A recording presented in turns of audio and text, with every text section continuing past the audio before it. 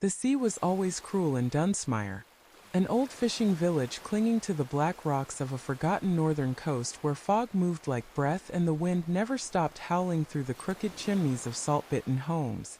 When Mara arrived that September, she brought more than the belongings in her worn suitcase or the memories of a life that had grown too silent in the city.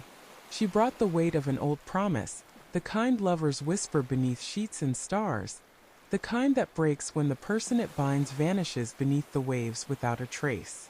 Mara had lost Thomas the year before, lost him to the sea that took him from a cliffside path on a stormy night, and though they never found a body, the rocks below had offered only shredded cloth and red-streaked foam. She had come to Dunsmire not to grieve, but to wait, because she had dreamed of him every night since, standing on the shore with salt drying on his skin and calling her name, not in terror but in longing.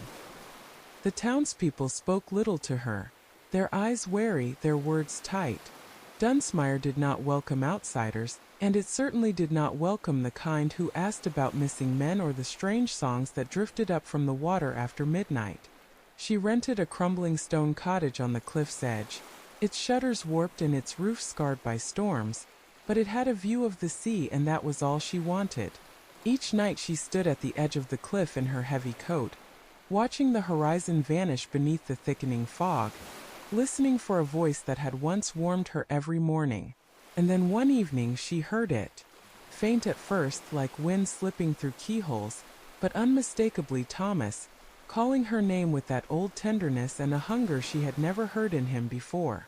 She stumbled down the path toward the rocks, the tide crashing below like a monster's breath, and there near the water's edge stood a figure, pale, vet, waiting. It was Thomas, but not as she remembered him. His hair hung in tangled strands across his face and his eyes were glassy, reflecting the moon in a way that made her stomach twist. He smiled and opened his arms and she ran to him, sobbing, burying her face in the cold skin of his neck. He smelled of brine and rot. Still she held him because love does not care what death touches. He whispered to her then, telling her he had been pulled below, that something had spared him, changed him, made him part of the deep. He said he had found a place beneath the waves, a city of lights that pulsed like jellyfish and walls carved from the bones of whales. He said there were others like him, the lost and the taken, and that they were watching her now. Mara should have run. She knew it in her bones, but love is a kind of madness, and hers had festered in the year of his absence. So she kissed him, tasting salt and blood on his lips, and he took her hand, guiding her into the tide as if it were a doorway. The sea swallowed them both. She should have drowned. She expected to drown. But instead the water turned warm and thick, and her vision shimmered with bioluminescent trails that curled around her fingers like curious fish. They descended into darkness, deeper than should have been possible, through ruins of ships and stone faces with empty eyes.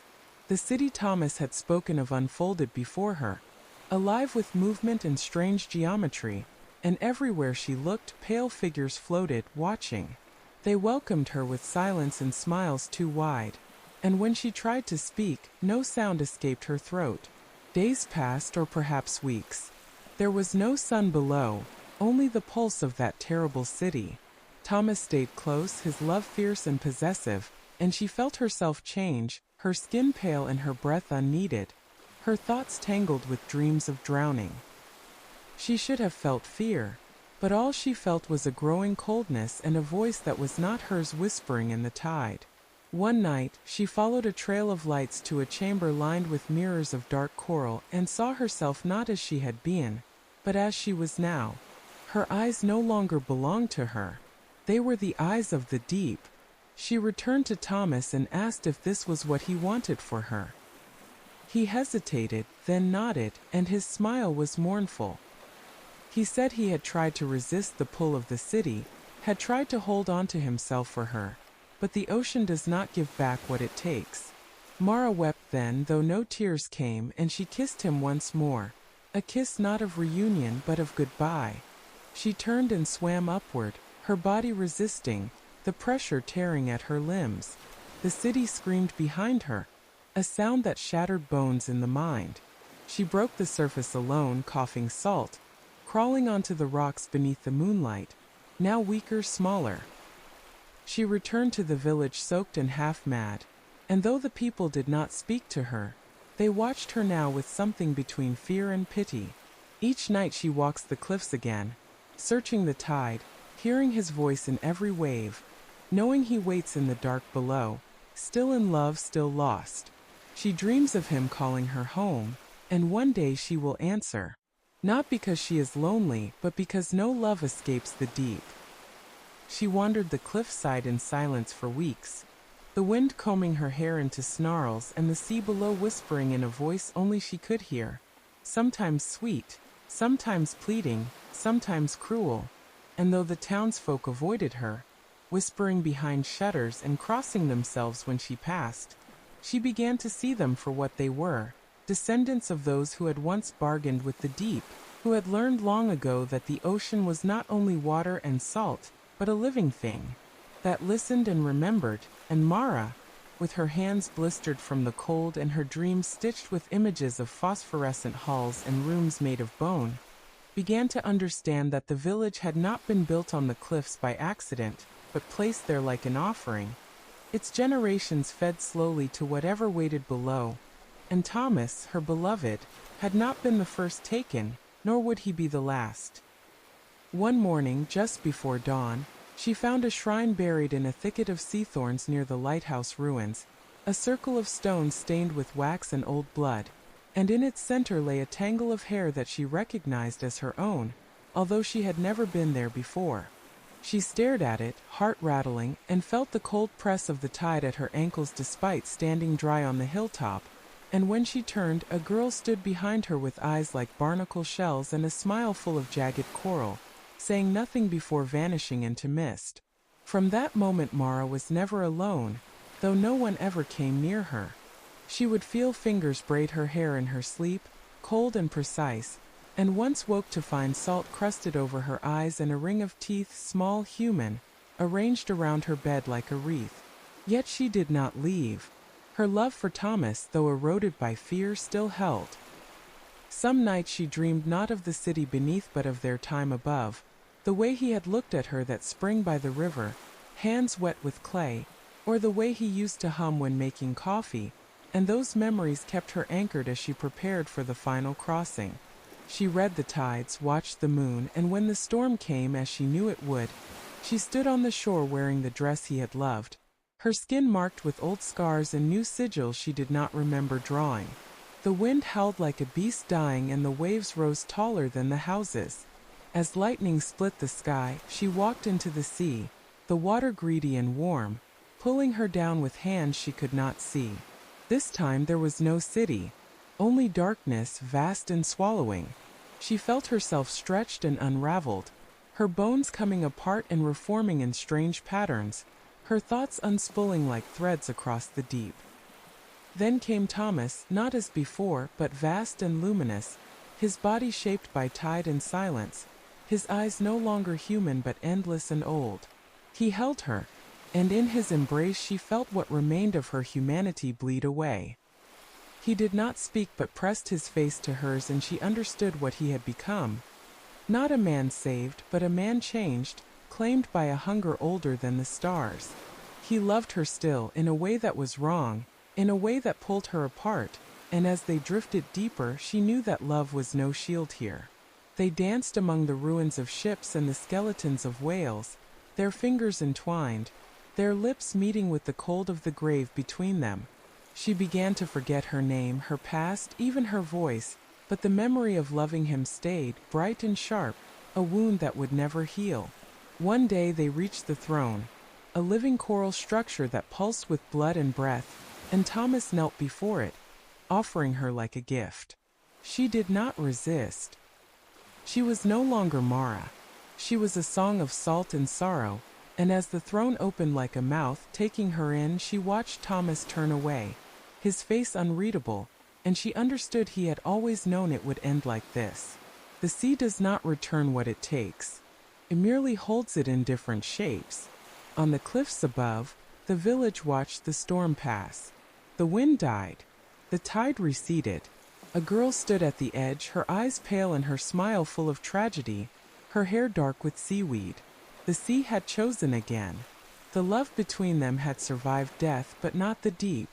And somewhere far below, the city waited, hungering still. The girl on the cliff, who had once been Mara but now answered to no name spoken in any human tongue, watched the village through eyes made of brine and memory, and though her body still resembled the one that had walked those crooked streets weeks before, within her churned the dark rhythm of the deep, her thoughts echoing with the voices of countless drowned, their love stories and betrayals tangled like seaweed around her mind. And as she stepped into the streets, the people turned away, not from fear but from instinct, their bones remembering what their mouths would not speak, for they had all lost someone to the sea, and the shape of Mara's shadow did not belong on land anymore. She began to speak in her sleep, strange lullabies that caused the window panes to crack and dreams to run red with salt, and children began waking with their mouths full of sand, clutching shells that whispered secrets no ear should ever hear. Then came the rains, endless and heavy, turning the earth to mire and filling basements with salt water, and those who tried to flee found the roads gone. The world beyond Dunsmire swallowed in a white fog that pulsed like something breathing. Mara visited the chapel and knelt before the old stone font, filling it with seawater and bleeding into it until the water turned black, and when the priest tried to stop her, he drowned on dry ground, coughing up barnacles and eel spine as he convulsed in the aisle, and from that day no one entered the chapel again. She returned nightly to the shore, waiting for Thomas, though she knew he would not come again in a form she could hold, for he had become something vast and sacred beneath the tides, and her love, though strong, was not enough to summon what no longer belonged to this world. The throne beneath the sea had claimed her as it had him, but where he had accepted its cold embrace fully, Mara had resisted, clinging to the human ache of love, to memory, and that resistance had made her something new, something the sea did not yet understand, and thus feared. She began to feel the pull of those still alive, hearts beating like drums in the mist, and she walked among them with bare feet and wet hair, whispering names of the lost, and each name struck like a bell, waking griefs the villagers had buried, until their dreams were choked with salt and their sleep became a deathless drowning. Yet still they could not leave. The sea would not let them. One night, as the moon broke through the clouds like an eye-opening, Mara returned to the cliff and sang, her voice low and raw, a lullaby stitched from Thomas's breath and her own longing, and the sea stilled. The sky opened. A figure rose from the black waves, not walking, not swimming, but ascending like smoke, and though his face had no features left, she knew it was him or what remained. He hovered above the shore, head tilted, and for a moment they were as they had been, two lovers caught between the end of summer and the beginning of forever, but then his body began to split, lines of glowing blue light spidering through him, and he reached for her, not to embrace, but to pull her down, to finish the offering that had begun with a kiss in the city so long ago. She did not resist. She wanted to join him, but something in her, that last flicker of rebellion, refused. The sea had claimed their love, but not its truth, and that truth was pain. She turned from him and screamed, not in anger, not in fear, but in sorrow, and the scream shattered the air, cracked the cliffs, and sent the waves recoiling. Thomas dissolved into mist, into memory, into the deep. The villagers awoke with blood in their ears and tears on their cheeks, and found the fog had lifted, the roads reopened, the sea quiet once more. Mara was gone.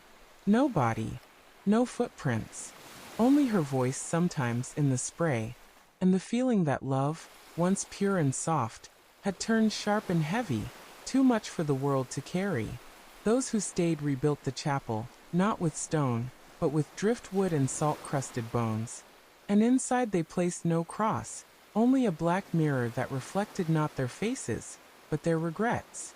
And in the quiet that followed, some swore they saw her standing in the tide, hair streaming like kelp, lips parted as if still waiting for a kiss that would never come, a ghost made of water and love and grief.